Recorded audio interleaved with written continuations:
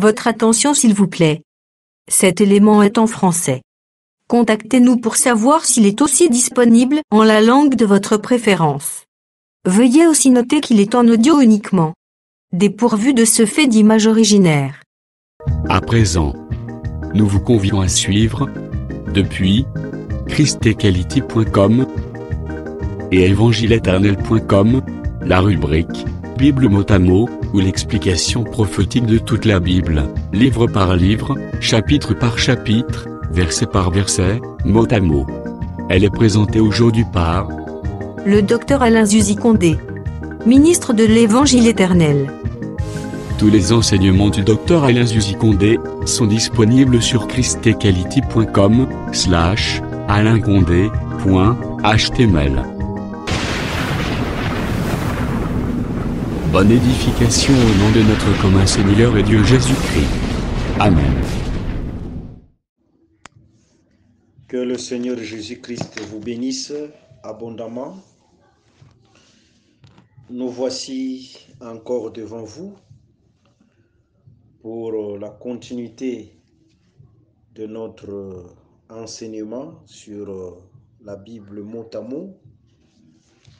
Et précisément pour aujourd'hui, nous allons traiter la cité qui a des solides fondements, dont Dieu est le constructeur et l'architecte. Nous sommes à la deuxième séance. On attendait d'abord que l'ange agite les eaux pour dire quelque chose de la part du Seigneur. C'est-à-dire, on peut ouvrir la bouche si le Seigneur ne nous souffle quelque chose. Et par la grâce de Dieu, nous croyons que le Seigneur va beaucoup vous bénir à travers cet enseignement qui est la cité qui a des solides fondements, dont Dieu est le constructeur et l'architecte. Et sur le plan prophétique, nous allons comprendre que cette cité commence au 6e jour. Cette cité commence au 6e jour sur le plan prophétique. Et sans plus tarder, nous allons d'abord lire les Écritures. Je prends d'abord une écriture dans Hébreux chapitre 11, le verset 9 jusqu'au 10e verset. Je lis au nom du Seigneur Jésus. C'est par la foi qu'il vint s'établir dans la terre promise, comme dans une terre étrangère, habitant sous des tentes, ainsi qu'Isaac et Jacob, le cohéritier de la même promesse. Car il attendait la cité qui a des solides fondements, c'est-à-dire Abraham, seul dont Dieu est l'architecte et le constructeur. Que le Seigneur Jésus-Christ ajoute la bénédiction sur cette lecture. Remarquons, quand on parle de la cité qui a des solides fondements, cela revient à dire tout simplement, c'est une cité qui est éternelle. Une cité qui ne sera jamais détruite. Mais cette cité-là qui ne sera jamais détruite, c'est la cité dont Dieu est l'architecte. Pas seulement l'architecte, mais aussi le constructeur. Aujourd'hui, nous sommes en face de plusieurs civilisations. Il y avait aussi des anciennes civilisations. À l'exemple de l'Égypte, avant même les Égyptiens, il y avait Nimrod. Dans Genèse chapitre 11. Et bien avant Nimrod, il y avait même Caïn. Dans Genèse chapitre 4. Dans Genèse chapitre 4, si on peut lire, nous prenons Genèse chapitre 4, le verset 16. Puis Caïn s'éloigna de la face de l'Éternel et habita dans la terre des Nod, à l'orient d'Éden. J'ajoute le verset 17. Caïn connut sa femme, elle conçut et enfanta Enoch. Il bâtit ensuite une ville et il donna à cette ville le nom de son fils Enoch. Vous voyez? Même Caïn avait bâti une ville. Mais toutes ces villes-là, ce sont des villes aujourd'hui qui appartiennent au passé, déjà détruites. Que ce soit les anciennes civilisations, l'Égypte, la Babylonie, Médo-Perse, la Grèce, Rome, ce sont des civilisations qui appartiennent au passé. Ils ont bâti des grandes villes, mais qui n'existaient plus. Pour dire tout simplement, toutes ces cités-là, ce sont des cités qui n'ont pas de solides fondements. Ce ne sont pas des cités éternelles. Et aujourd'hui, même si on est en face de la modernisation, on voit les États-Unis, on voit le Japon, on voit la Chine, avec des grandes constructions.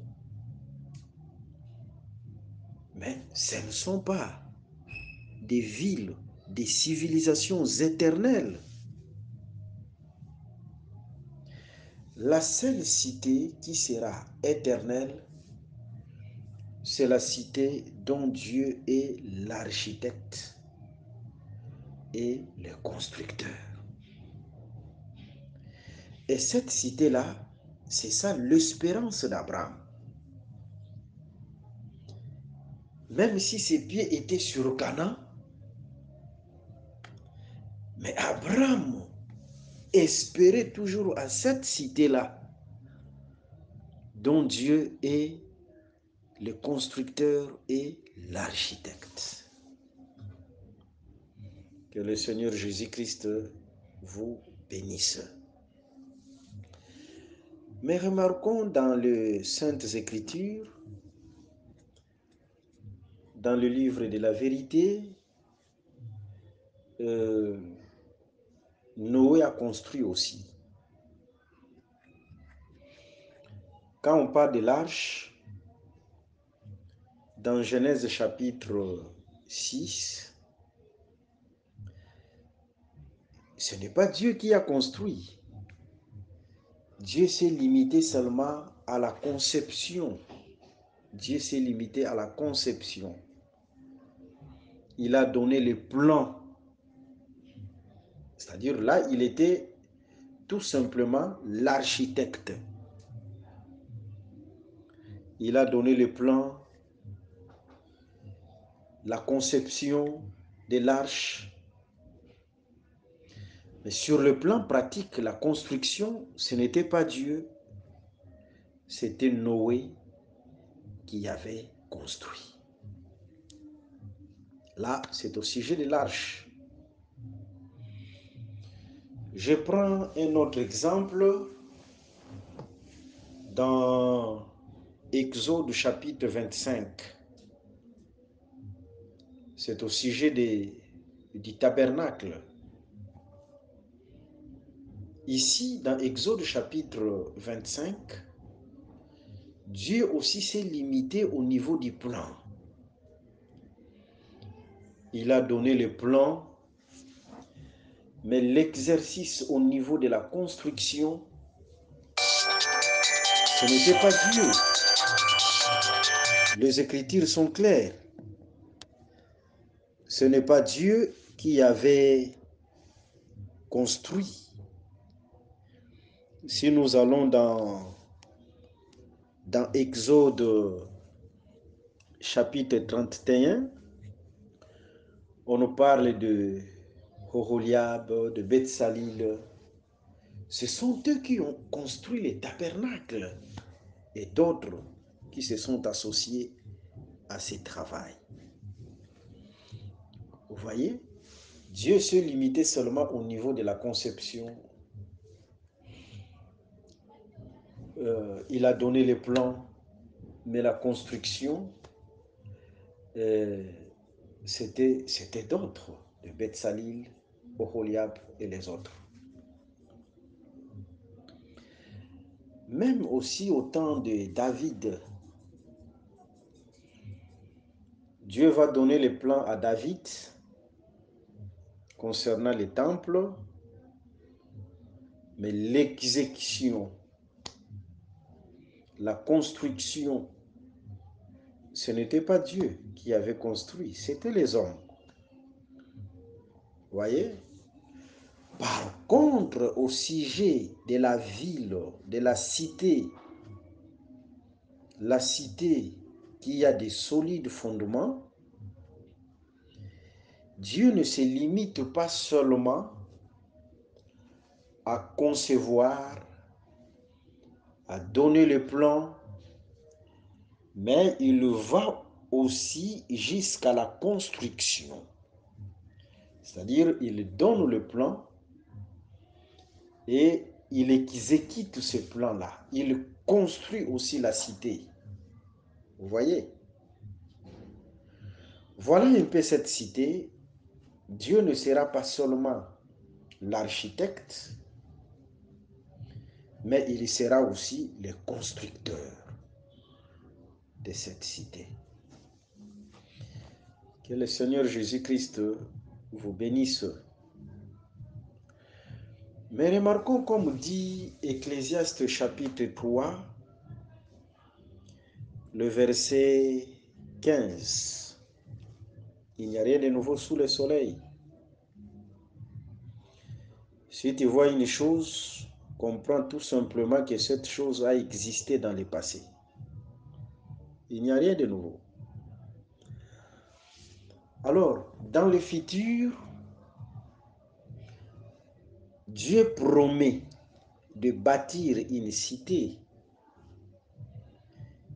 qui aura le solide fondement sur l'espérance d'Abraham, pas seulement l'espérance d'Abraham, mais l'espérance de tous les saints. Remarquez même dans Marc chapitre 15, le verset 43, et Luc chapitre 23, le verset 50 à 51, il y avait une personne, Joseph d'Arimathée. Il était aussi pharisien, mais il ne s'était pas associé au plan diabolique, machiavélique des autres pharisiens pour tuer le Seigneur de gloire. Alors Joseph d'Arimathée attendait cette cité aussi. Il attendait le royaume de Dieu, parce que cette cité, c'est le royaume de Dieu.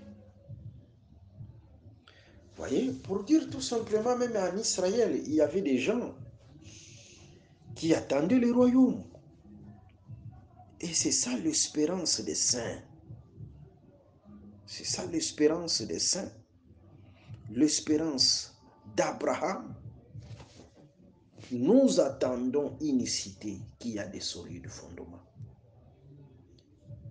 Parce que ce monde sera détruit. Dieu détruira cette terre.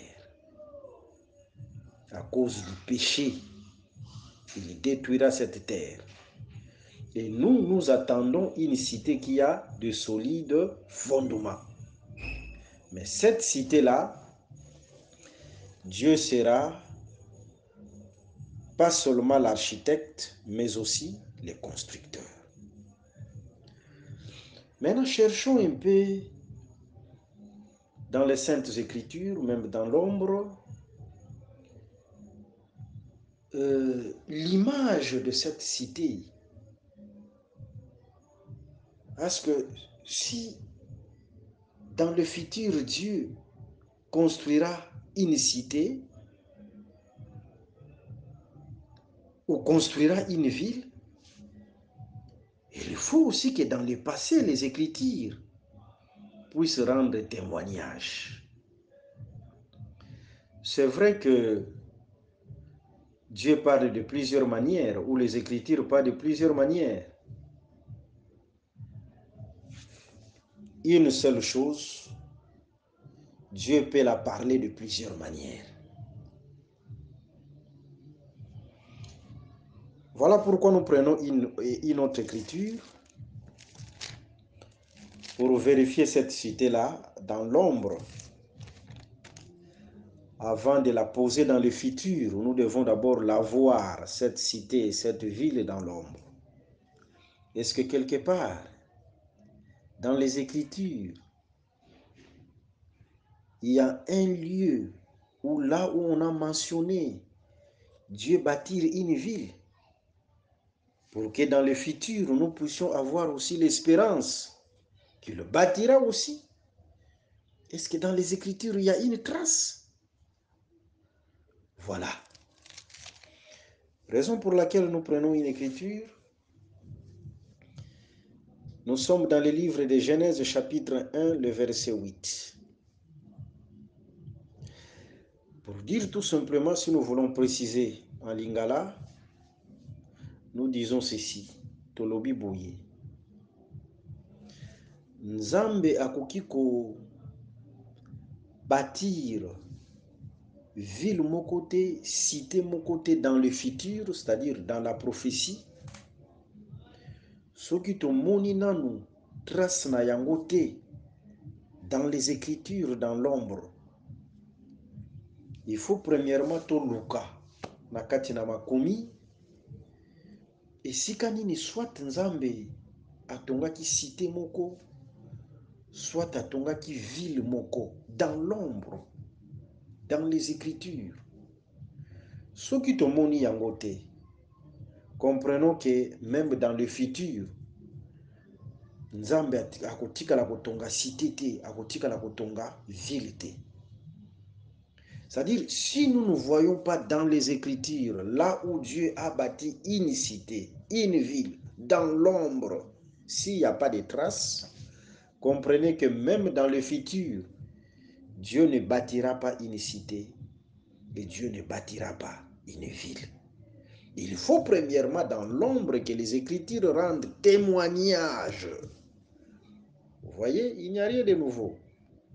La prophétie, on doit d'abord la voir dans le passé.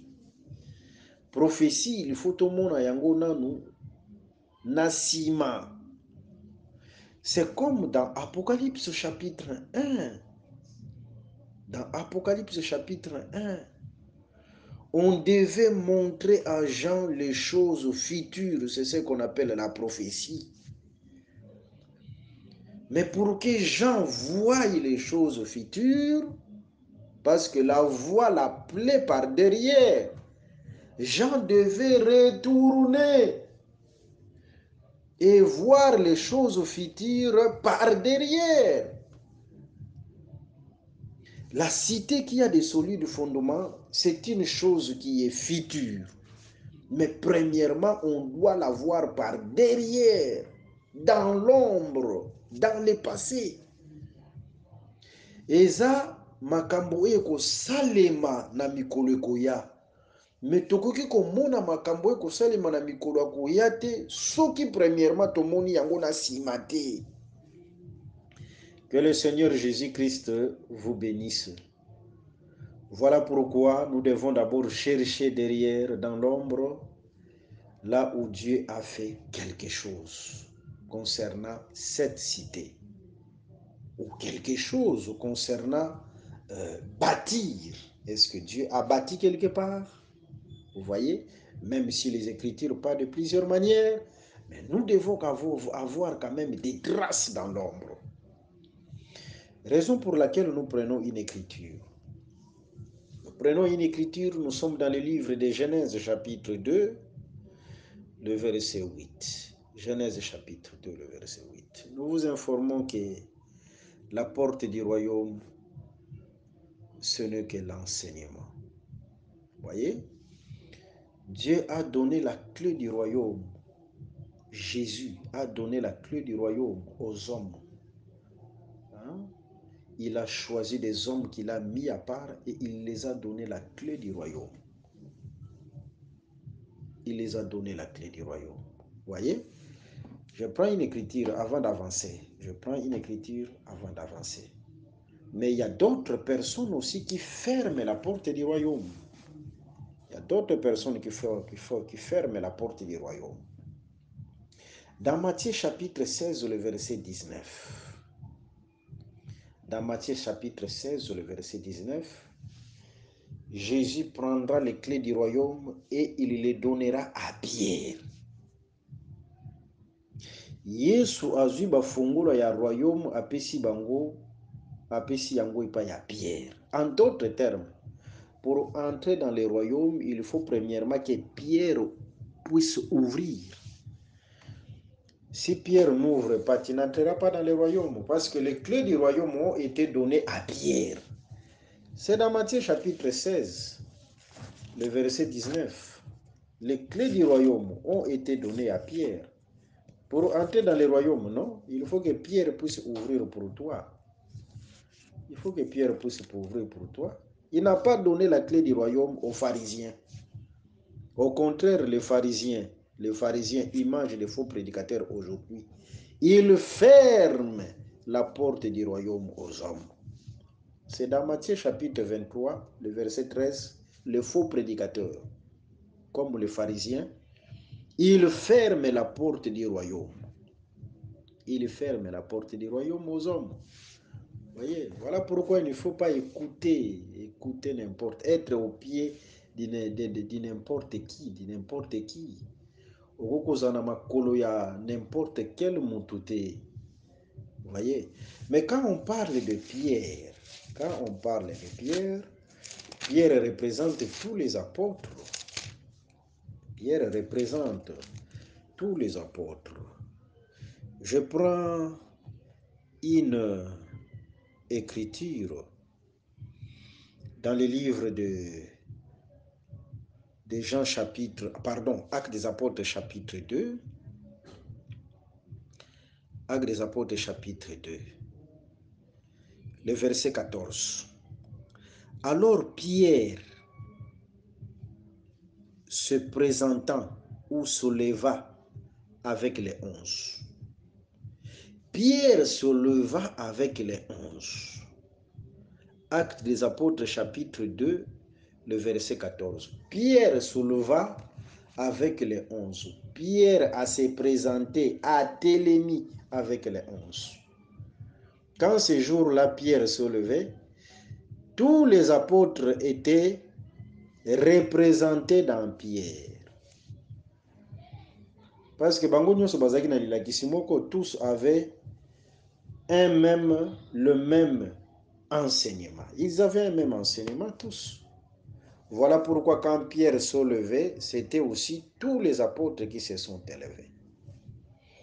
Et quand Jésus-Christ donna la clé du royaume, ou les clés du royaume à Pierre, pour dire tout simplement, ce sont les apôtres qui sont les détenteurs des clés du royaume. Pour entrer dans le royaume, parce que ce royaume-là, vous allez comprendre que c'est cette cité-là qui a le solide fondement. Il faut d'abord que les apôtres ouvrent pour toi. Les apôtres ouvrent pour vous. avant d'entrer dans ces royaumes, il faut d'abord que les apôtres ouvrent. En d'autres termes, c'est par l'enseignement des apôtres qu'on entre dans les royaumes. Et les faux enseignements, par contre, sont là pour fermer la porte du royaume. Voilà pourquoi, raison pour laquelle tous ceux qui sont dans les fausses églises, s'ils persévèrent dans les fausses églises et mourir dans ces églises-là, ils seront loin du royaume. Ils seront loin du royaume et n'entreront pas dans la cité qui a des solides fondements. Que le Seigneur Jésus-Christ vous bénisse. Maintenant, cherchons quelque part là où Dieu, là on peut trouver des traces, l'ombre de cette cité-là dans les Écritures. Nous prenons Genèse chapitre 2, le verset 8. Genèse 2, le verset 8. Puis l'Éternel Dieu planta un jardin en Éden du côté de l'Orient, et il y mit l'homme qu'il avait formé. Oh, que Dieu soit loué. Vous voyez? Ici, dans cette écriture, nous remarquons que Dieu lui-même a planté un jardin. Dieu a planté un jardin. Et après avoir planté, c'est Dieu qui a planté, ce n'est pas un homme. L'écriture est claire. Et après avoir planté, il va prendre l'homme qu'il a formé. L'homme selon son image, c'est l'ombre. Ça, c'était l'ombre des choses futures, des choses à venir. Et il a placé cet homme-là dans ses jardins. C'est ce qui va se passer dans le futur.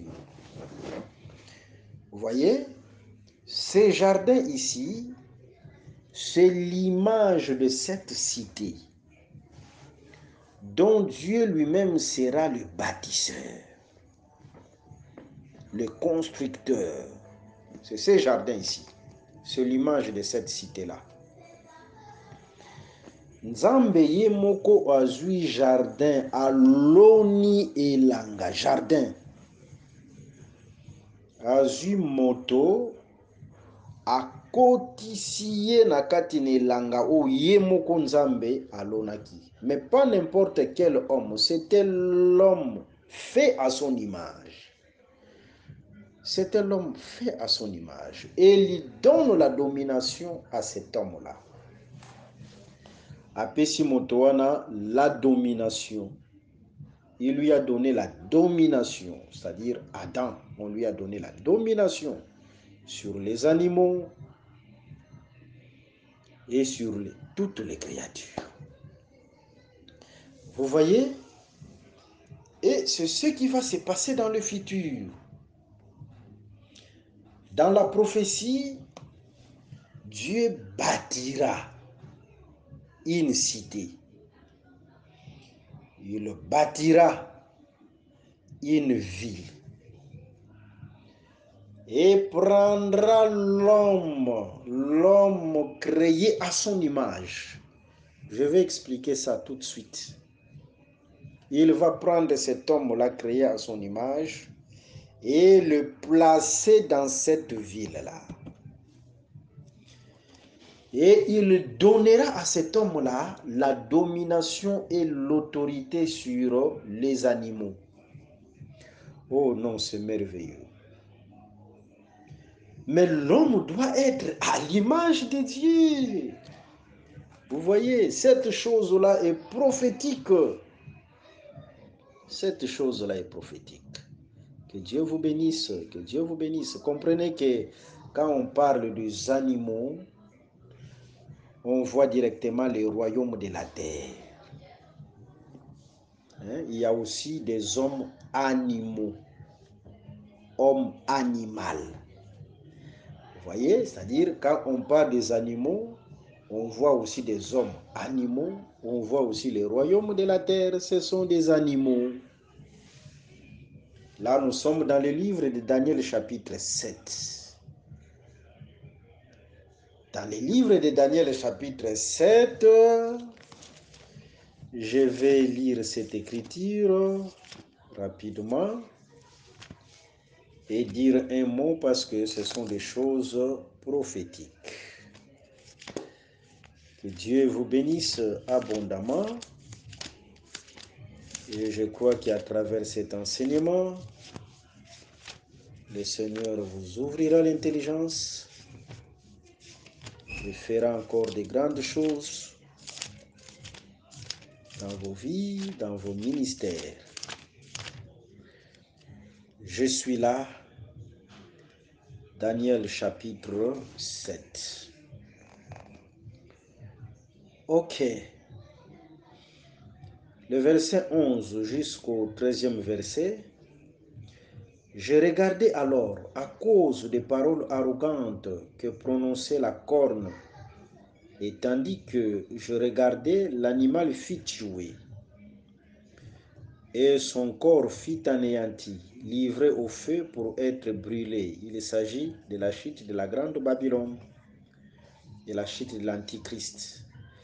Les autres animaux furent dépouillés de leur puissance, c'est-à-dire ce sont les animaux ici qui seront dépouillés de leur puissance, ce sont le royaume de la terre. Mais une prolongation de vie leur fut accordée jusqu'à un certain temps. Ok, prolongation de vie, c'est-à-dire, ici nous sommes au temps du règne millénaire. Les royaumes de la terre existeront, les païens seront là, au temps du règne millénaire, mais le seul don que Dieu donnera aux païens, une longue vie. Mais cette longue vie-là, ça ne sera pas la vie éternelle. Vous voyez? Jusqu'à un certain temps, c'est-à-dire ça ne sera pas la vie éternelle. Mais mon problème, c'était les animaux. C'est-à-dire ici, les animaux représentent le royaume de la terre.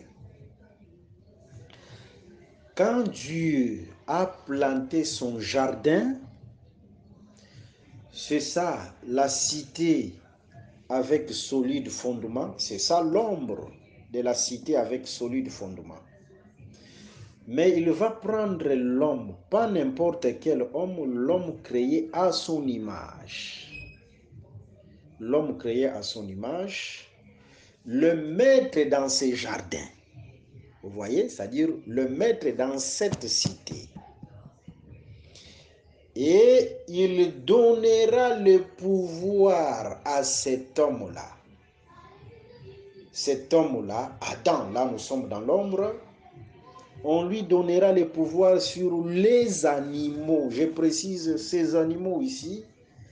Dans la prophétie, ce sont les nations qui seront dépouillées de leur puissance, mais il y aura Adam à qui on donnera la possession de la terre, à qui on donnera la ville qui a la ville avec solide fondement, dont Dieu lui-même sera l'architecte et le constructeur comme il avait planté les jardins.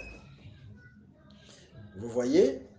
Et les animaux, les nations de la terre seront sous la domination de cet homme-là. Que le Seigneur Jésus-Christ vous bénisse abondamment. Et l'homme ne sera pas seul, l'homme sera avec sa femme, qui est Ève. Ici, nous sommes au 6e jour. C'est l'image du règne millénaire du Christ avec son peuple. Vous voyez? Raison pour laquelle, remarquons, je dois toucher ça, c'est mieux que je touche ça. Genèse chapitre 2. Prenons Genèse chapitre 2. Genèse chapitre 2, le verset 19. Genèse 2, le verset 19. L'Éternel Dieu forma de la terre tous les animaux des champs et tous les oiseaux du ciel. Et il les fit venir vers l'homme. Vous voyez, les fit venir vers l'homme. Ce sont des animaux, mais Dieu le fera venir vers l'homme. Oh, ça c'est merveilleux, ça c'est merveilleux. Cette écriture ici, l'homme, les animaux qui seront dirigés vers l'homme, Dieu le fera venir vers l'homme. C'est dans Apocalypse chapitre 11. C'est dans l'Apocalypse chapitre 11. Mais avant de toucher cette écriture, je vous donne d'abord dans la prophétie le nom de cette ville avec solide fondement. Dans la prophétie, la ville avec solide fondement, c'est cette ville dont il est question dans Genèse et dans Apocalypse chapitre 21 et Apocalypse chapitre 22. C'est-à-dire, il s'agit de la nouvelle Jérusalem. Hein? Ville où il y a un solide fondement. Oyo nzambe ye moko akozala architecte pe akozala constructeur nde yango wana na Apocalypse chapitre 21 na Apocalypse chapitre 22. Donc c'est merveilleux, vous allez comprendre beaucoup de choses par la grâce de Dieu.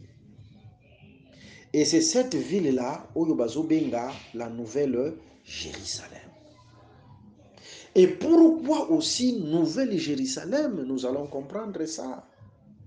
C'est-à-dire quand on parle de la nouvelle Jérusalem, ce n'est plus l'ancienne Jérusalem. Ce n'est pas la Jérusalem actuelle. Tu vas comprendre yango facilement. Parce que la Jérusalem actuelle appartient au monde qui est souillé. La terre qui est souillée. Mais la nouvelle Jérusalem appartiendra au temps du renouvellement de toutes choses. C'est-à-dire, cette Jérusalem-là sera au temps du renouvellement de toutes choses. Il faut nzambe abongola ba système, abongola makambo. Tozo comprendre yango par la grâce de Dieu. Tozo kene malembe, si il y aura des questions, il y a des questions, nous sommes là pour vous parce que des questions là où vous avez des zones d'ombre, ça peut encore éclairer davantage. Vous voyez? C'est-à-dire, cette cité-là, c'est la Nouvelle Jérusalem. Nouvelle parce que elle appartiendra au nouveau ciel et à la nouvelle terre. C'est autant de renouvellement de toutes choses. Kolo Yesu Christo apambola bino mingi. Mais remarquons d'abord, nous venons de voir dans l'ombre, là où Dieu a planté. Planter là, c'est bâtir aussi. C'est bâtir aussi. D'ailleurs, dans 1 Corinthiens chapitre 3, lorsque Paul disait « moi j'ai planté », en réalité, il parlait aussi de poser le fondement, c'est-à-dire de bâtir. C'est-à-dire, dans les Écritures, planter, c'est aussi bâtir. Alors, c'est ce qui s'était passé dans le passé. C'est ce que nous avons vu dans Genèse chapitre 2, le verset 8. C'est ce que nous venons de voir là. C'est ce que aussi Dieu répétera dans le futur ou dans la prophétie. C'est-à-dire dans la prophétie, Dieu bâtira aussi une ville. Mais comment est-ce que cette ville sera bâtie? Nzamba kotonga ville yango ndenge nini? Voilà pourquoi tozala toujours branché na kati na enseignement oyo tokotalisa comment est-ce que cette ville ekotongama. Comment est-ce que cette ville sera bâtie? Tokomona yango par la grâce du Seigneur. Mais seulement, je vous flash quelque chose.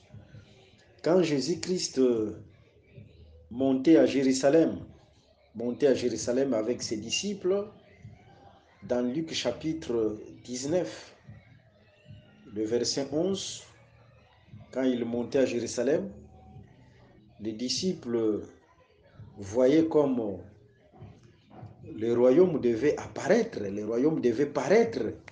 Vous voyez? Et comment aussi, au temps du renouvellement de cette chose, de toutes choses, les choses passeront. Comment Dieu construira cette ville? Est-ce que la ville paraîtra du coup comme ça? Ou comment les choses vont se passer? Et par la grâce de Dieu, nous allons expliquer toutes ces choses. Nous allons expliquer toutes ces choses. Jésus-Christ a dit ceci. Jésus-Christ a dit ceci dans le livre de Jean chapitre 3, le verset 13. Dans Jean 3, 13, je peux lire ça. Jésus-Christ a dit ceci. Jean 3, le verset 13. Personne n'est monté au ciel si ce n'est celui qui est descendu du ciel. Je me limite là. C'est-à-dire, selon cette écriture, Jésus-Christ est venu du ciel.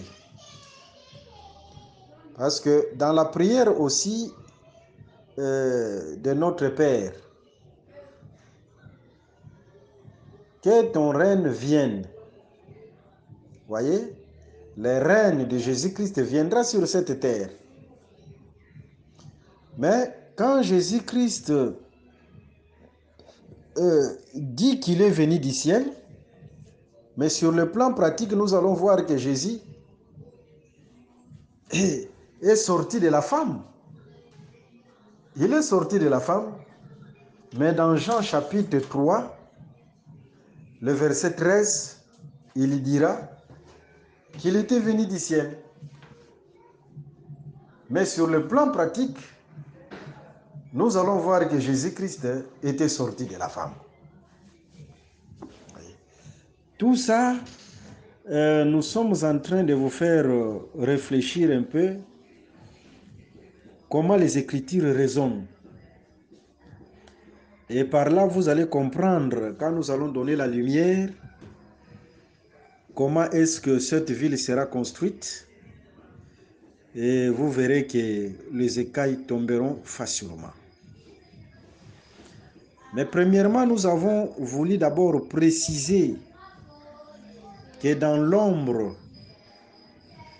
il y a des traces qui montrent clairement que Dieu aussi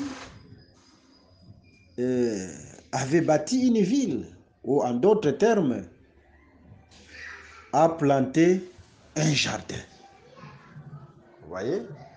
Le jardin planté là, c'est l'image de la ville que Dieu viendra bâtir.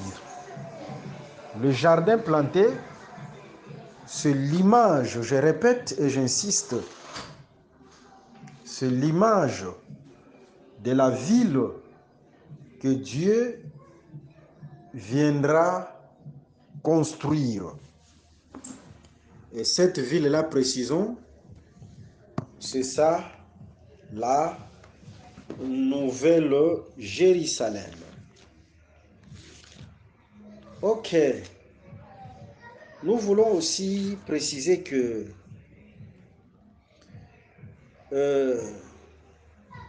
on ne peut pas entrer à l'éternité si premièrement on ne vit pas l'éternité sur la terre. La marche d'Israël vers Canaan, là nous sommes dans le livre de Nombres chapitre 13 et Nombres chapitre 14, c'est comme la marche d'Israël vers l'éternité. Mais remarquons, avant d'entrer à Canaan, il devait d'abord goûter Canaan à Kadesh Barnéa. Il devait d'abord goûter Cana à Kadès Barnéa. Pour dire tout simplement que les règnes millénaires du Christ sur la terre, ce Dieu qui va nous faire goûter l'éternité sur la terre, c'est le Kadès Barnéa. Avant d'entrer au 7e jour, qui est le repos éternel, l'éternité, nous allons d'abord goûter l'éternité au 6e jour. C'est ça les jardins que Dieu a plantés. Et nous allons d'abord goûter l'éternité au 6e jour, c'est-à-dire au règne millénaire. Que le Seigneur Jésus-Christ vous bénisse. Je prends une écriture pour préciser. Pour préciser, il y a beaucoup de choses à dire là-dessus. Je suis dans le livre d'Apocalypse chapitre 21, le verset 24. Les nations marcheront à sa lumière, et les rois de la terre y apporteront leur gloire. Vous voyez? Ces portes ne se fermeront point les jours, car là, il n'y aura point de nuit. Mais ici, nous ne sommes pas encore à l'éternité. Nous ne sommes pas encore au 7e jour. Vous voyez? Pourquoi? Parce que les nations sont encore là. Mais les nations et les rois de la terre apporteront leur gloire à l'Éternel. C'est autant de règnes millénaires. C'est-à-dire, les nations ici et les rois de la terre, ce sont les animaux dépouillés de leur puissance, dont a parlé Daniel dans Daniel chapitre 7. Ils viendront avec leurs offrandes, comme dit Zacharie chapitre 14. Nous lisons ça. Prenons Zacharie chapitre 14, lisons ça rapidement. Zacharie chapitre 14, nous prenons le verset 17. S'il y a des familles de la terre qui ne montent pas à Jérusalem pour se prosterner devant le roi, l'Éternel des armées, la pluie ne tombera pas sur elle. Ça, c'est le verset 17. Le verset 17. Je vais ajouter aussi d'autres écritures. Le verset 16, on peut commencer même par le verset 16. Tous ceux qui resteront de toutes les nations, c'est-à-dire les animaux dépouillés de leur force, de leur puissance, venus contre Jérusalem, monteront chaque année pour se prosterner devant le roi, l'Éternel des armées, et pour célébrer la fête des tabernacles. Vous voyez, s'il y a des familles de la terre qui ne montent pas à Jérusalem pour se prosterner devant le roi, l'Éternel des armées, la pluie ne tombera pas sur elle. Est-ce que vous remarquez ça? C'est-à-dire, ici, nous ne sommes pas encore à l'éternité. C'est ça le temps de la nouvelle Jérusalem au 6e jour. Apocalypse chapitre 21, le verset 24. Apocalypse 21, le verset 24. Vous voyez, le roi de la terre, les nations monteront et se prosterneront devant l'Éternel. Se prosterneront devant l'Éternel. Nous sommes encore sur la terre. Nous sommes encore sur la terre. Autrement dit, quand on a pris Adam, on l'a placé dans les jardins. Et il fallait que les animaux s'approchent de l'homme. Vous voyez? Les animaux, Dieu devait prendre les animaux et les amener vers l'homme. C'est ça, les nations qui vont vers l'Éternel, qui vont vers les saints et se prosterner.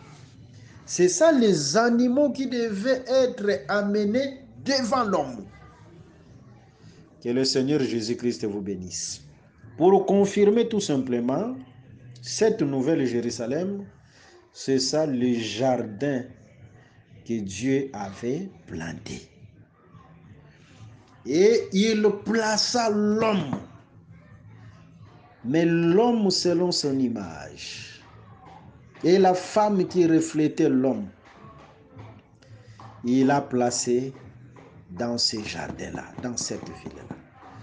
Pour dire que ceux qui vont posséder cette ville-là, c'est pour ceux qui reflètent Dieu. Ce n'est pas pour n'importe qui. C'est pour ceux qui vont refléter Dieu. Si vous reflétez Dieu, la ville-là est ouverte pour vous. Vous êtes propriétaire de cette ville, de cette cité. Vous voyez? C'est pourquoi Abraham espérait à cette cité parce que Abraham avait reflété Dieu. Abraham avait reflété Dieu. Adam devait refléter Dieu pour qu'il possède le jardin. Il faut d'abord qu'il reflète Dieu. Ok. Et cette cité est appelée la Nouvelle Jérusalem. Je prends une écriture. Là, vous allez comprendre aussi davantage. Josué chapitre 18, le verset 28. Josué chapitre 18, le verset 28. Ne vous en faites pas. Même pas si aujourd'hui, même les prochaines séances, nous allons parler du renouvellement de toutes choses. Ce qui va se passer aussi dans le futur avant que cette ville ne soit manifestée. Nous sommes là pour ça. Josué chapitre 18, le verset 28. Josué chapitre 18, le verset 28. Nous sommes déjà là. Ok, nous lisons. Josué 18, le verset 28. Tchéla, Élève, Jébis, qui est Jérusalem, Gibéwa et Kirjat, 14 villes et leurs villages. Tel fit l'héritage des fils de Benjamin selon leur famille. Vous voyez, ici on parle de Jérusalem. Mais Jérusalem a été donné à Benjamin. C'était l'héritage de Benjamin. Jérusalem a été donné à Benjamin. Vous voyez, selon cette écriture, Jérusalem a été donné à Benjamin. Ah, que Dieu vous bénisse. Remarquons maintenant, en rapport avec les pierres, dans le livre d'Exode chapitre 39, le verset 10 à 14, parce que tout fils d'Israël, c'est une pierre précieuse. Et en rapport avec les pierres, vous allez remarquer la dernière pierre dans le pectoral du souverain sacrificateur, c'est la pierre de jaspe. Et les pierres étaient placées par ordre de naissance. Et le dernier fils de Jacob, c'est Benjamin. Pour dire la pierre de jaspe, c'est Benjamin. La pierre de jaspe, c'est Benjamin. Je pense que celui qui a des yeux est en train déjà de voir. Et si vous remarquez cette ville-là, la Nouvelle Jérusalem, cette ville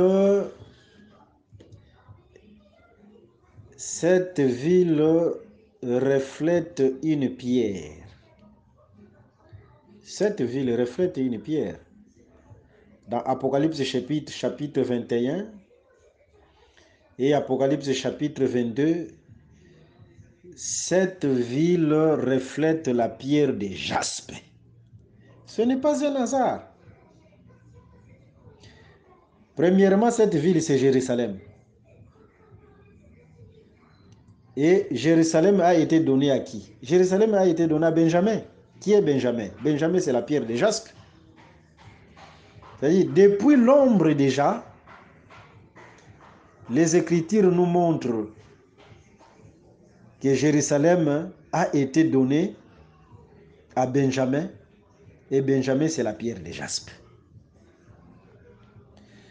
C'est pourquoi, dans la prophétie, cette ville aussi reflètera la pierre de jaspe, parce que cette ville a été donnée à la pierre de jaspe qui est Benjamin. Ce n'est pas du nouveau. Ce n'est pas du nouveau. Cette ville a été donnée à Benjamin qui est la pierre de jaspe. Raison pour laquelle cette ville aussi reflètera la pierre de jaspe. Mais il faut faire très attention. La pierre de jaspe, c'est le vêtement de Dieu. Ça, c'est la nature de Dieu, la pierre de jaspe. Prenons une écriture dans Apocalypse chapitre 4. Dans Apocalypse chapitre 4, précisément le verset 3. Le verset 3. Celui qui est assis avait l'aspect d'une pierre de jaspe, c'est-à-dire Dieu, l'aspect d'une pierre de jaspe et de sardoine. Et le trône était environné d'un arc-en-ciel semblable à de l'émeraude. Oh! C'est-à-dire, selon cette écriture, la pierre de jaspe, c'est la nature de Dieu. C'est la nature de Dieu. Maintenant, Dieu a pris son habit et l'a donné à Benjamin, l'a donné à la ville de Jérusalem. Et la signification de la pierre de jaspe. Apocalypse chapitre 21, le verset 11. Remarquons la signification de la pierre de jaspe. Apocalypse 21, le verset 11. Son éclat était semblable à celui d'une pierre très précieuse. Premièrement, c'est une pierre très précieuse. Pas seulement la pierre précieuse, mais très précieuse. Pour dire tout simplement, ceux qui vont posséder cette ville-là, ce sont ceux qui sont très précieux devant Dieu. D'une pierre de jaspe, transparente comme du cristal. Vous voyez? C'est-à-dire, les qualités de cette pierre, il y a premièrement l'éclat. À part l'éclat, c'est une pierre qui est transparente. C'est-à-dire, des gens qui ne sont pas des hypocrites, c'est transparent, ils ne sont pas des hypocrites. Dans cette ville-là, les hypocrites n'y entreront pas. Les hypocrites n'y entreront pas. Et la pierre de jaspe, c'est l'éclat. L'éclat, c'est la lumière. Vous voyez? En d'autres termes, la pierre de jaspe, c'est comme dans Matthieu chapitre 17, quand Jésus-Christ est monté sur la montagne, quand Jésus est allé sur la montagne, il va se transfigurer devant les disciples. Ses vêtements deviennent blancs comme la lumière. Cet éclat-là, c'est la pierre de jaspe. C'est la pierre de jaspe. Et c'est ça la nature de Dieu. La nature de Dieu, c'est la pierre de jaspe. C'est l'éclat. Et dans Apocalypse chapitre 19, le verset 8, Apocalypse 19, le verset 8, le verset 7 à 8. Réjouissons-nous et soyons dans l'allégresse et donnons-lui gloire, car les noces de l'agneau sont venues et son épouse s'est préparée. Et il lui a été donné de se vêtir d'un fin lin éclatant, pur, car le fin lin, ce sont les œuvres justes des saints. Vous voyez? Ici, Le fin lin dont il est question ici, c'est la pierre de jaspe. Parce que ces choses ici vont se dérouler après l'enlèvement de l'Église. Quand on parle des noces, les noces, ce n'est pas seulement l'enlèvement de l'Église. Les reines millénaires, ce sont aussi les noces. Raison pour laquelle cette ville-là, qui est la Nouvelle Jérusalem, sera vêtue de la pierre de jaspe. C'est ça le fin lin. Et le fin lin, ce sont aussi les œuvres saintes de Giste. Ce sont les bonnes œuvres de Giste. C'est aussi la pureté, la sanctification. Alors, si cette ville, on la donne cette nature-là, cela revient à dire tout simplement que ceux qui vont posséder cette ville, ce sont les saints, sanctifiés par Jésus-Christ, sanctifiés par la parole, les gens avec les bonnes œuvres en Christ Jésus. Vous voyez, ce sont ceux qui vont posséder cette ville-là. Et la sanctification, la pureté, la transparence, l'amour sincère, c'est ça la nature de Dieu. C'est pourquoi vous allez remarquer que d'abord c'est Dieu qui a la pierre de jaspe, parce que la sanctification, la pureté, c'est la nature de Dieu. Mais Dieu peut prendre cette nature et la donner aux hommes.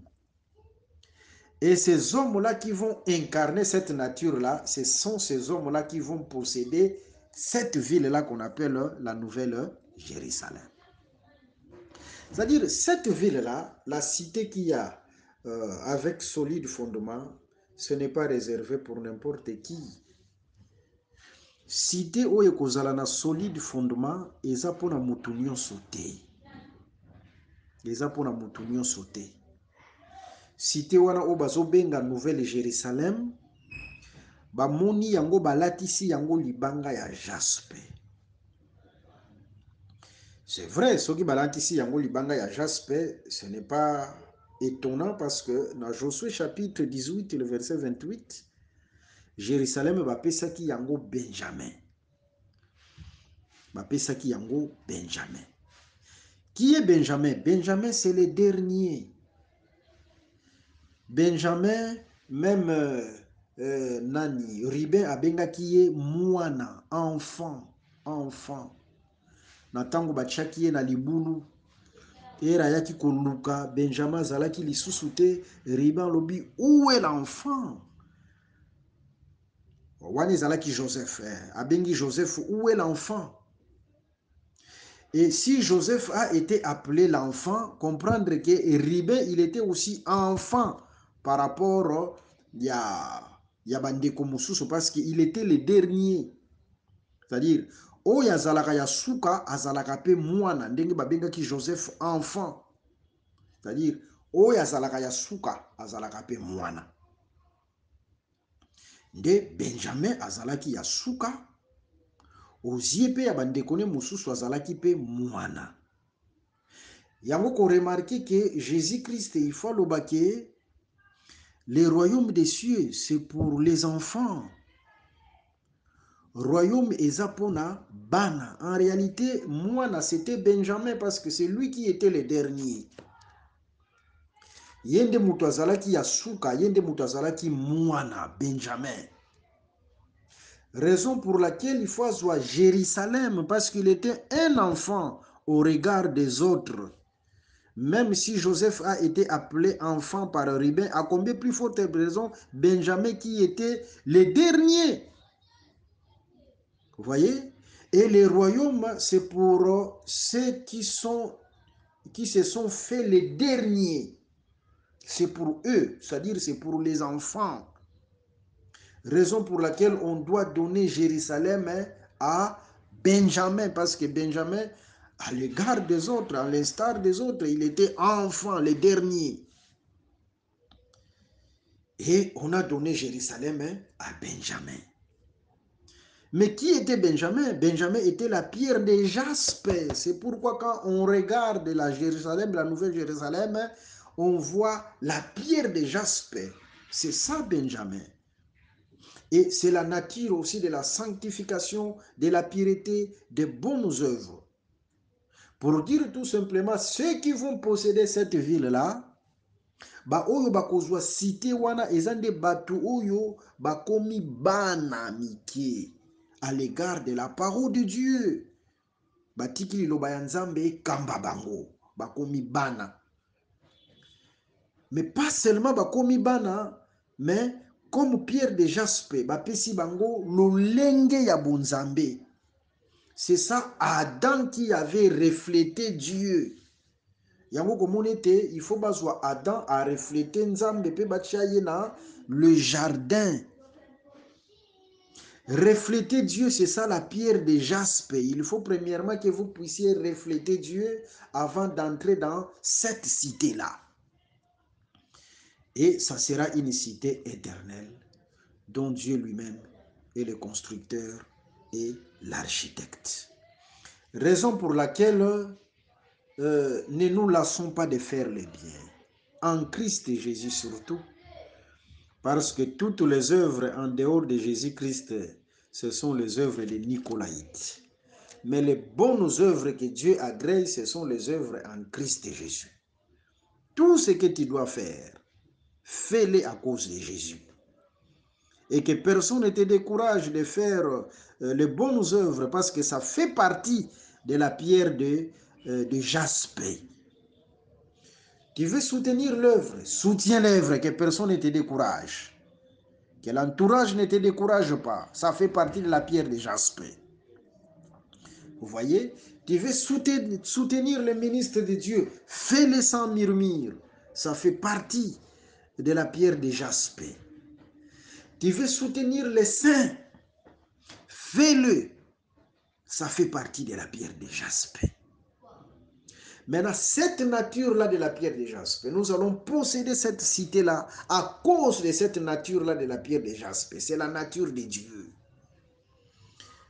La sanctification, la pureté fait partie de la pierre de jaspe. Ceux qui ont mutazo vivre sanctification. Je parle de la sanctification et non les gens se fabriquent une certaine sanctification, ce qu'on appelle la religion. Je ne parle pas de la religion. Je parle de la sanctification selon les Écritures. C'est la nature de Dieu. Ce que moni mutazo bika sanctification, comprendre que Nzamba za ilongo na ye. Et la vraie sanctification, c'est en Christ Jésus. C'est en Christ Jésus. Ça fait partie de la pierre de jaspe. Raison pour laquelle cette ville-là est décorée de la pierre de jaspe, parce que ceux qui vont posséder cette ville, ce sont des hommes saints. Bato bazo bika bo santu, bato bazo tamba na ba bonnes œuvres, et bato oyo Nzamba zui nature na ye pe apesi bango. C'est ça l'homme qui a été créé à l'image de Dieu et qui devait posséder le jardin. Créé à l'image de Dieu, c'est ça la pierre de jaspe. Que le Seigneur Jésus-Christ vous bénisse. Aujourd'hui, on se limite par là. À la prochaine, on va donner encore certaines précisions. Il y a beaucoup de choses que nous devons vous parler. Il faut qu'on parle sur le renouvellement de toutes choses, comment cela va se faire, le branlement du ciel et le branlement de la terre, qu'est-ce qui va se passer au juste. En ces temps-là, il y aura un nouveau système. Vous voyez, est-ce que le soleil sera là, les lignes, les étoiles seront là, le monde, la carte de la terre, comment est-ce que sera la carte de la terre en ces temps-là? Il faut qu'on vous parle de toutes ces choses-là. Et aussi préciser beaucoup de choses sur le plan prophétique. Mais pour aujourd'hui, que le Seigneur Jésus-Christ vous bénisse. Je vous rappelle mon numéro pour ceux qui veulent aussi appeler.